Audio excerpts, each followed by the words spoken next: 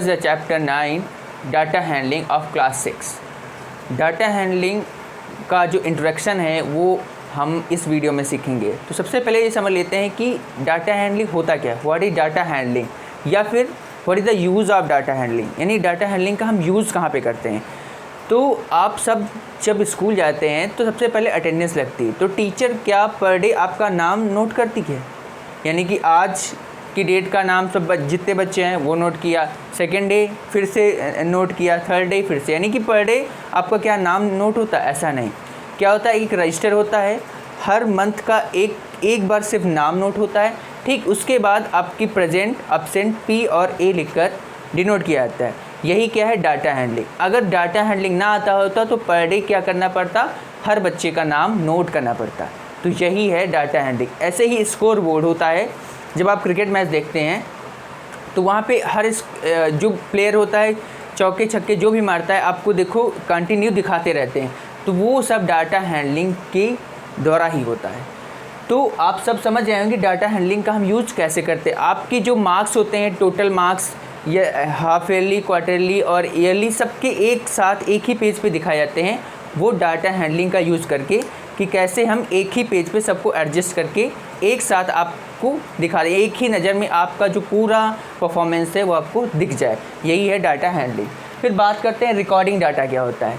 जैसे कि आपकी क्लास के किसी मॉनिटर को कह दिया गया कि आप अपने क्लास में जाइए और हर बच्चे से कहिए कि उसकी पसंद का फल कौन सा है और उसे मंगवाया जाए। ठीक है, तो कौन कौन से फल पसंद करते हैं वो फल बताइए, उतने फल हम मंगा ली जाए। तो आप गए तो साक्षी से पूछा तो उन्होंने बताया एप्पल, तो आपने नाम लिखा साक्षी और उसके सामने लिखे एप्पल। फिर निधि से पूछा, उसने कहा ऑरेंज। रागनी से पूछा, उसने कहा मैंगो।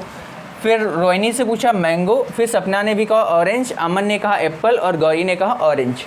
तो आपने सबका नाम नोट कर लिया और एप्पल और मैंगो, ऑरेंज जो भी था उसको नोट कर लिया। तो ये हो गया रिकॉर्डिंग डाटा। ठीक है, सबका नाम नोट करना पड़ा और जो उसने कहा, जो मतलब कि फल, उसने नोट कर लिया।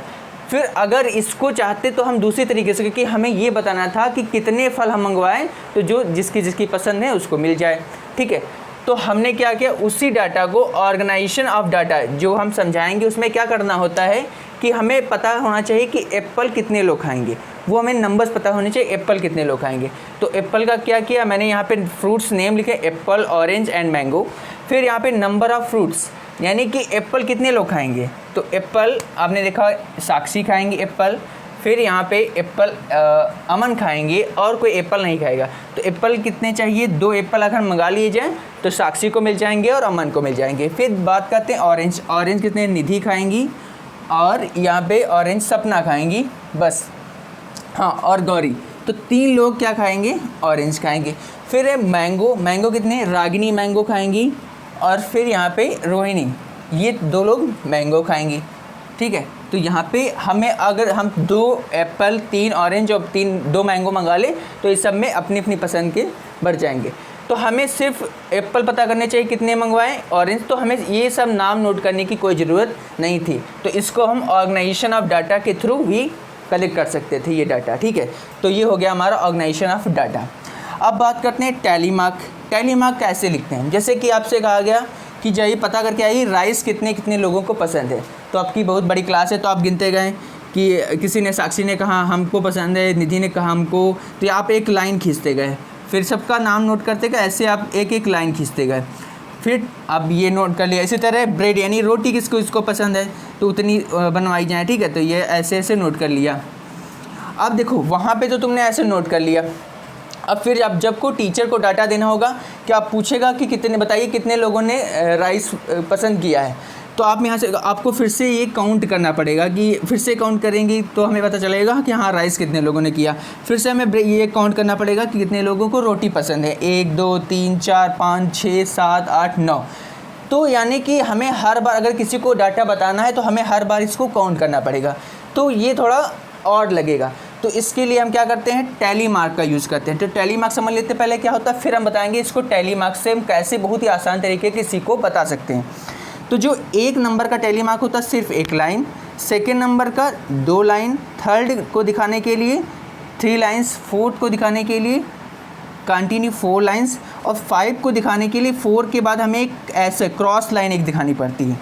4 लाइंस और फिर एक क्रॉस लाइन, और फिर 6 को दिखाने के देखो एक ये रूल होता है, अगर कोई ऐसा नंबर इसमें 5 बन जा रहा है, जैसे मान लो 7 को लिखना है तो 7 को 5 + 2 लिख सकते हैं। तो इसमें क्या होता है, हम पहले 5 का टैली मार्क लिखेंगे और फिर 2 का टैली मार्क। 7 को ऐसे नहीं हम लिख सकते हैं कि 7 टाइम्स हम लाइन खींच दें, तो ये गलत होगा, ठीक है।